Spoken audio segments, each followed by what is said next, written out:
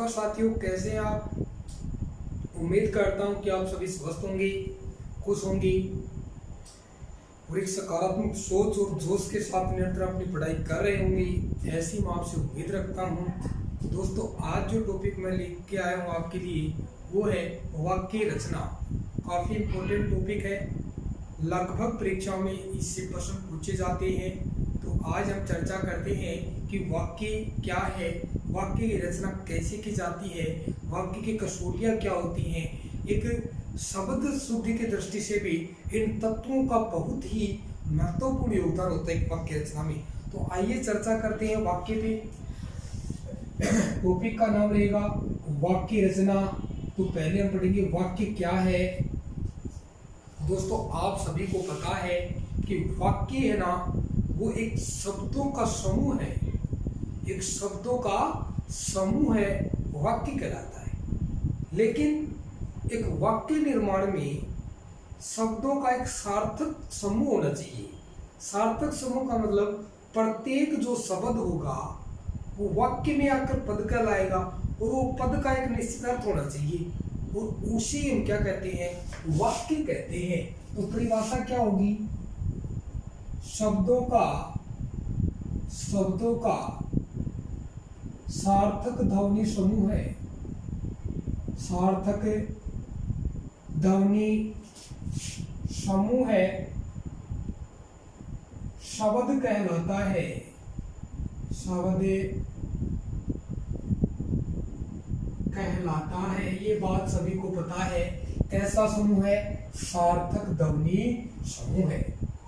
दूसरी सबसे बड़ी बात कि वाक्य है वो भावार्थ के आधार पर भाषा की सबसे छोटी इकाई है।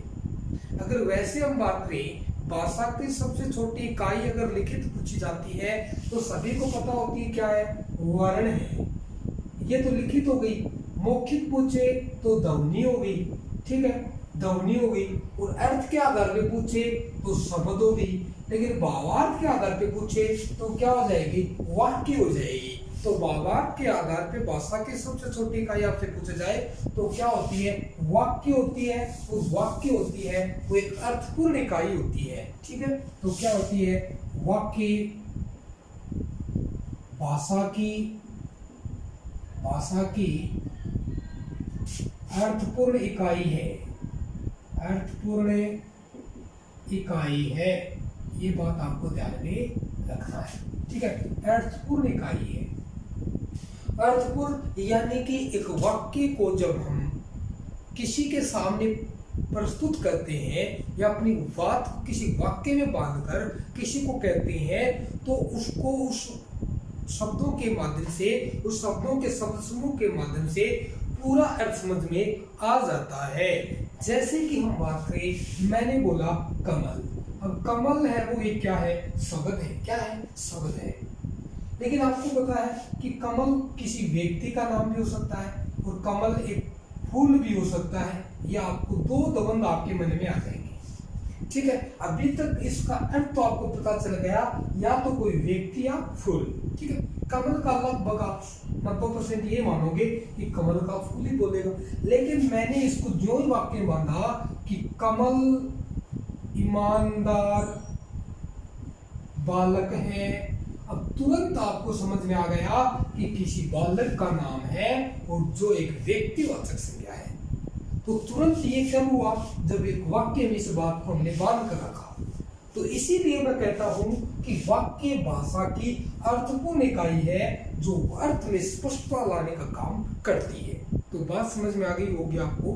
तो उसके बाद हम बात करते हैं, अगले जो बिंदु पे बात करेंगे, डस्टर का है।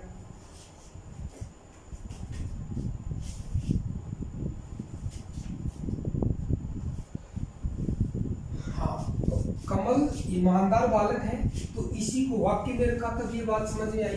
अब हम देखो बात कर लेते हैं, कुछ विद्वान हैं, कुछ विद्वान हैं, उनके अनुसार परिभाषा पहले हम करेंगे। विद्वानों के अनुसार पहले है आचार्य विश्वनाथ। आचार्य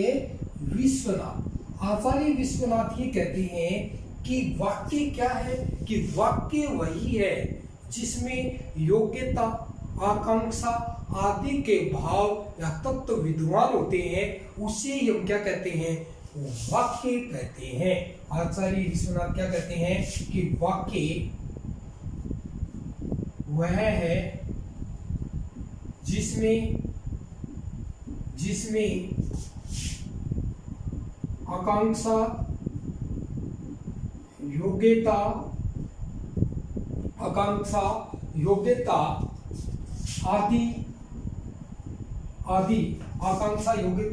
आदि तत्व विद्यमान होते हैं, उसे ही हम किस में शामिल करते हैं, उससे हम शब्द में शामिल करते हैं। दूसरे विद्वान हुए हैं पतंजलि। कौन? पतंजलि। ठीक है। पतंजलि क्या कहते हैं? पतंजलि कहते हैं कि वाक्य एक अर्थपूर्ण इकाई है, कि शब्दों का एक ऐसा समूह है जिसमें अर्थ की पूर्णता हो, उसी क्या कहते हैं, उसे हम वाक्य कहते हैं। ये बात आप जान चुके हैं। आगे हम पढ़ेंगे वाक्य की कसौटियां। ठीक है, ये बात आप सभी जान चुके हैं कि वाक्य क्या है।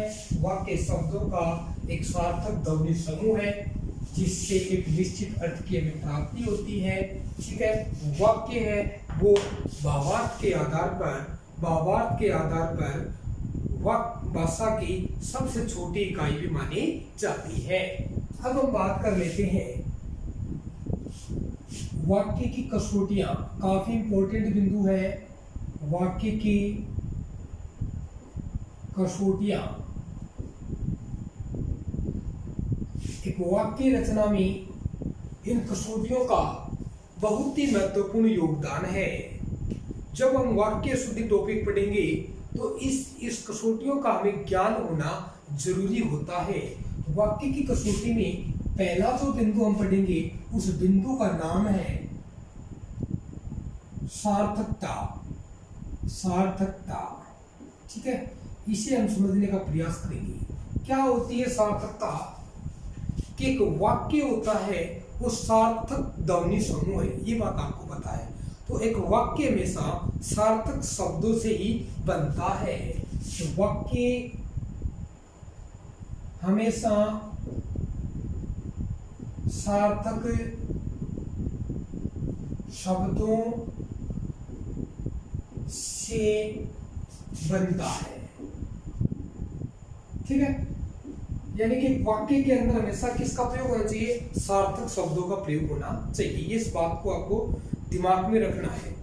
दूसरी बात क्या होती है, लेकिन कभी कभी क्या होता है कि वाक्य के अंदर सार्थक शब्दों के साथ निरर्थक शब्द भी आ जाते हैं। ठीक है, लेकिन वो कुछ निश्चित अर्थ की प्राप्ति देते हैं।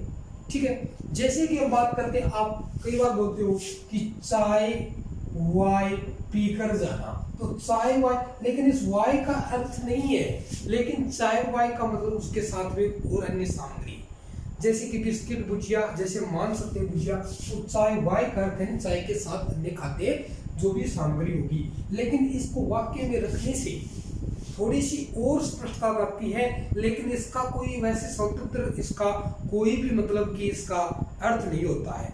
जैसे कि हम चाय देते हैं, आपके तुरंत मन में एक तरल पदार्थ के रूप में बनी हुई उसमें उष्मा निकलती हुई दिखाई देगी, लेकिन वाय नाम लिया तो आपके मन में कुछ तस्वीर या बिंब नहीं बनेगा। ठीक है, इसीलिए आप कह सकते हो कि एक वाक्य के अंदर कुछ सीमा तक इनका प्रयोग कर लिया जाता है, लेकिन हमेशा कैसे शब्दों का प्रयोग होना चाहिए? सार्थक शब्दों का ही प्रयोग होना चाहिए। ठीक है, लेकिन अर्थ, जैसे कि मैंने क्या कहा कि जिसे बच्चों से कहा क्यों बक बक कर रहे हो, तो बक बक शब्द है ना, अगर ऐसे हम बक बक की बात करें तो बक बक का कोई भी अर्थ नहीं है। ठीक है ना, लेकिन बक बक शब्द है वो वाक्य में क्यों बक बक कर रहे हैं इसका अर्थ अगला थोड़ा समझ आता है, लेकिन अशुद्धि है इसके अंदर।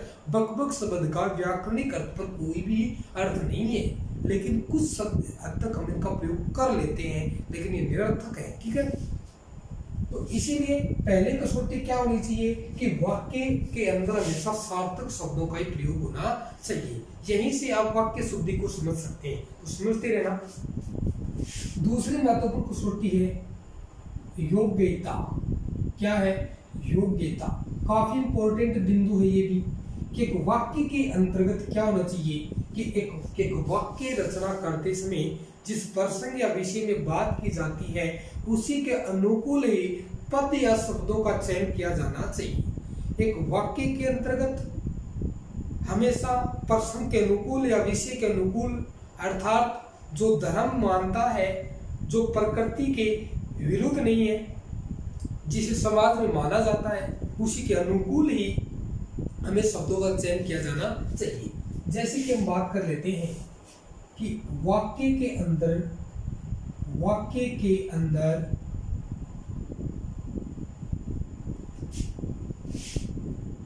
पदों का प्रयोग प्रसंग या विषय के अनुकूल होना चाहिए, अनुकूल होना चाहिए। वाक्य के अंदर पदों का प्रयोग किसी प्रसंग या विषय के अनुकूल होना चाहिए, यानी जिसकी जहाँ योग्यता है उस योग्यता के अनुरूप होना चाहिए। जैसे कि कैसे आपसे समझाएं, जैसे कि मैंने कहा हाथी को रस्सी से बांध दिया, लेकिन यहां बात कही गई हाथी को रस्सी से बांध दिया, लेकिन ये जो बात है वो धर्म विरुद्ध है, क्योंकि हाथी की क्षमता के अनुसार, उसकी योग्यता के अनुसार रस्सी है वो कोई भी योग्यता के अनुसार उसकी क्षमता के अनुसार सही नहीं है। लेकिन हाथी को लोहे के जंजीरों से बांध दिया, ये बात सही है। तो योग्यता के अनुसार रस्सी, योग्यता के अनुसार शब्द पद नहीं आया, इसीलिए क्या है, योग्यता संबंधी अशुद्धि है। दूसरी बात है, माली बाग को आग से सींचता है, माली बाग को आग से सींचता है। यहाँ पे जो आग शब्द है वो धर्म विरुद्ध है। आप सभी को पता है कि आग को सींचा किससे जाता है, जल से, क्योंकि आग तो क्या कर देगी, राख कर देगी, जलाकर नष्ट कर देगी। तो ये बात सही नहीं है। इसी बात को आपको समझना है कि एक वाक्य के अंतर्गत जिस विषय में या जिस प्रसंग में बात की जाती है उसी के अनुकूल ही पदों का चयन किया जाना चाहिए। काफी इंपॉर्टेंट बिंदु है। तो यहाँ पर रस्सी की जगह क्या आना चाहिए, लोहे की जंजीरों से, और पानी की जगह क्या आना चाहिए, सॉरी आग की जगह क्या आना चाहिए, पानी आना चाहिए। यानी कि दोनों ही बात आपको ध्यान में रखनी है। अगर ऐसी कहां पर भी वाक्य में अशुद्धि होती है तो वह योग्यता संबंधी अशुद्धि कहलाएगी। तो बात समझ में आ गई होगी। अगली जो 3 नंबर की जो बात है कसौटी की, वो कसौटी आकांक्षा कौन सी है, नंबर 3 आकांक्षा। आकांक्षा भी एक महत्वपूर्ण कसौटी का काम करती है। आकांक्षा क्या होती है कि किसी भी वाक्य के एक पद को सुनने के बाद सुनने वाले के मन में उत्कंठा उत्पन्न हो जाती है कि आगे क्या बोलने वाला है।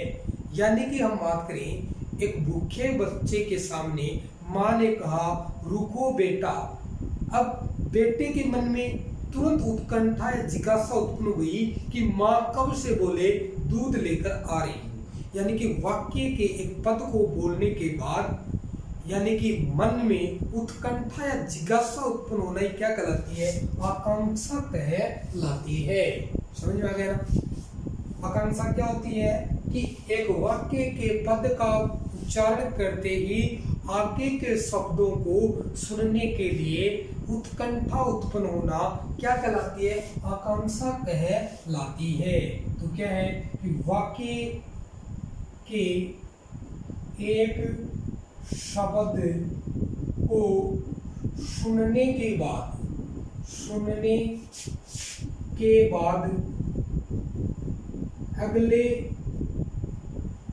अगले शब्दों को सुनने की उत्कंठा या जिज्ञासा क्या कहलाती है, आकांक्षा कहलाती है। जैसे कि हम बात करें कि एक भूखे बच्चे को माँ ने कहा रुको बेटा, अब उसके मन में एक जिज्ञासा हुई कि माँ कब से बोले कि दूध लाती हूँ। ठीक है, समझ में आ गया। तो इसी रूप में क्या कहलाती है, आकांक्षा। एक वाक्य में इसका भी होना जरूरी होता है। ठीक है, चौथी कसौटी की बात करें, निकटता। क्या है, निकटता। निकटता होती है। निकटता क्या होती है, निकटता का मतलब क्या होती है कि पदों के अंतर्गत समीपता होनी चाहिए, यानी किसी भी वाक्य का उच्चारण एक लगातार एक क्रम में होना चाहिए। जैसे कि मैंने आज बोल दिया हवाई जहाज और कल मैंने बोला उड़ता है, यानी कि इसमें समीपता नहीं रही, इसका भावार्थ नष्ट हो जाता है, जिसमें अर्थ को समझने में कठिनाई महसूस होती है। ठीक है, तो निकटता क्या होती है कि एक वाक्य के शब्दों में निकटता होनी चाहिए, सामीप्यता का भाव होना चाहिए। यानी कि आज मैंने बोला कि हवाई जहाज और कल मैंने बोला उड़ता है, आज मैंने मोहन, कल बोला मैंने विद्यालय जाते हैं, लेकिन वो निकटता नहीं रही, उसमें काफी अंतराल आ गया। तो यानी कि एक शब्द का उच्चारण, जब एक वाक्य का उच्चारण एक साथ एक ही समय में निरंतर प्रवाह के साथ करना चाहिए, निरंतर वाक प्रवाह से करना चाहिए। जैसे मैंने बोला मोहन खेलता है, क्या बोला, मोहन खेलता है, लेकिन वाक्य का जो उच्चारण किया मैंने स्पष्टता और एक निरंतर श्वास प्रवास के साथ किया। ठीक है, प्रवाह के साथ किया।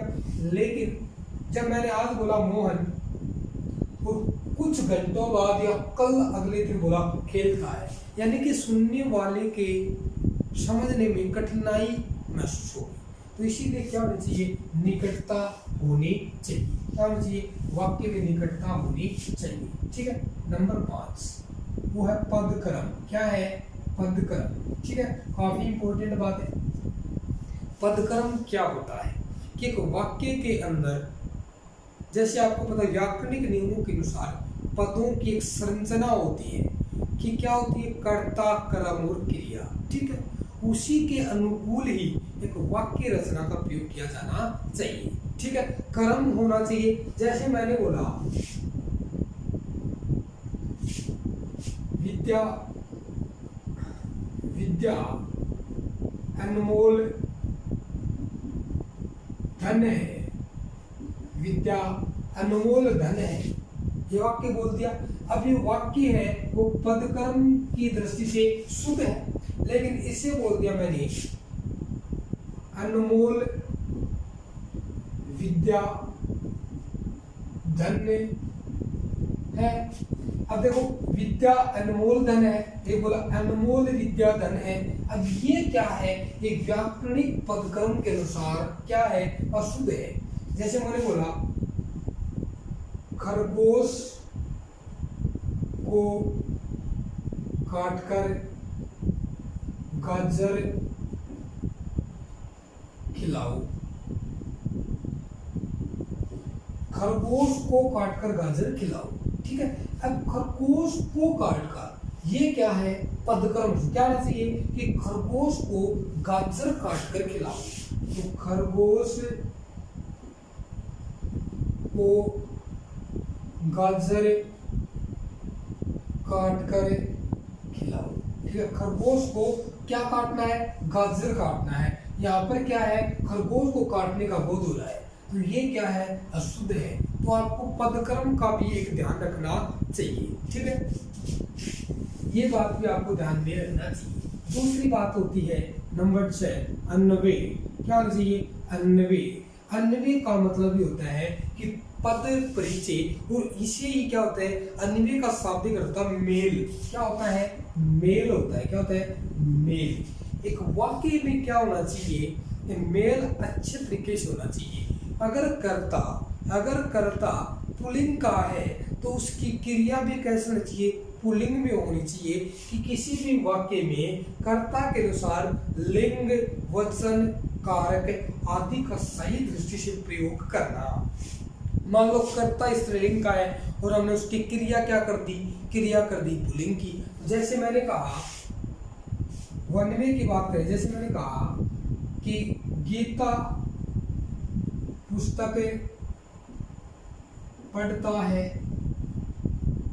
अब यहाँ पे गीता है वो स्त्रीलिंग का करता है, लेकिन पढ़ता क्रिया किसकी है, पुल्लिंग की। तो कैसी अशुद्धि होगी, अन्वय संबंधी अशुद्धि होगी। तो एक वाक्य के कर्ता और क्रिया उस वाक्य के कर्ता के लिंग वचन काल के आधार पर ही होना चाहिए, ठीक है। तो इसी हम क्या कहते हैं, अन्वय कहते हैं।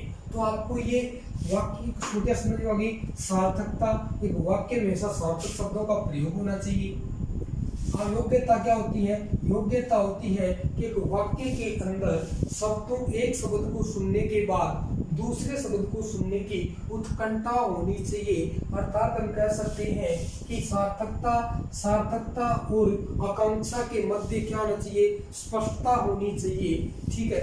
उसके बाद क्या होती है, निकटता में क्या होना चाहिए कि एक शब्द का दूसरे शब्द के ऊपर क्या होते हैं, वो आश्रित होते हैं। ये वाक्य का एक शब्द होता है वो दूसरे शब्द पर क्या होता है, आश्रित होता है। इसीलिए उसको एक ही समय में क्या अर्थ को समझाना चाहिए। पदक्रम में क्या होता है कि शब्दों के व्याकरण दृष्टि से कर्ता कर्म और क्रिया के अनुसार वाक्य रचना का प्रयोग किया जाना चाहिए। दूसरी बात अन्वय होता है, अन्वय में मेल होता है, अर्थात एक वाक्य में लिंग वचन काल होते हैं, वो उस कर्ता के अनुसार ही क्रिया होनी चाहिए। इसे हम अन्वय कहते हैं। आगे की कक्षा में हम बात करेंगे काफी अन्य बिंदुओं पर वाक्य के अंग और वाक्य के प्रकार। All the best, thank you.